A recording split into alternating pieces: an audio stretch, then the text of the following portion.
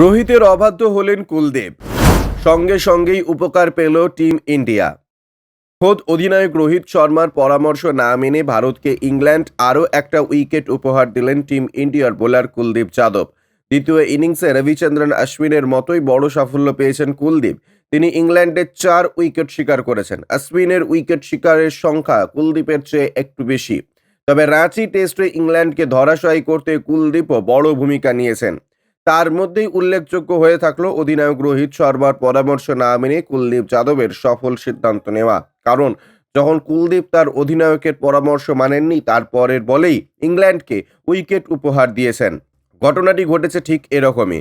তখন জ্যাক ক্রাউলিকে নিয়ে নাজেহাল team India. Crawley half century করে ফেলেছেন, জনি বেয়ারস্টোর সঙ্গে জুটি বেঁধে ফেলেছেন। সেই সময় রোহিত কুলদীপকে পরামর্শ দেন একজন ফিল্ডারকে কাছে এগিয়ে আনতে, যাতে ক্যাচ ধরা যায়। কিন্তু কুলদীপ তার অধিনায়কের পরামর্শ না মেনে ফিল্ডারকে বাউন্ডারিতেই রাখতে বলেন।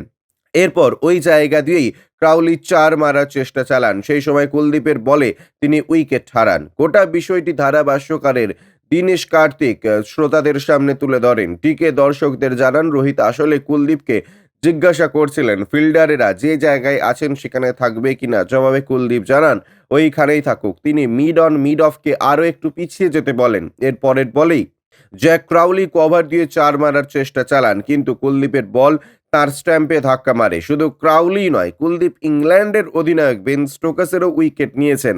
টম হার্টলি এবং অলি রবিনসনকে তিনি ফেরত পাঠান। তবে এইসব উইকেটগুলো পাওয়ার পাশাপাশি রাঁচিতে রবিবার রোহিত আর কুলদীপের ফিল্ডিং সাজানো নিয়ে দ্বিমত বেশ গুরুত্ব দিচ্ছে। কারণ এর আগে বিশাখাপত্তনমেও দুজনকে এক অদ্ভুত পরিস্থিতিতে দেখা গেছিল। সেখানে কুলদীপের উদ্দেশ্যে ব্যঙ্গাত্মকভাবে তালে দিতে দেখা গিয়েছে রোহিতকে। Bureau report, UJ news.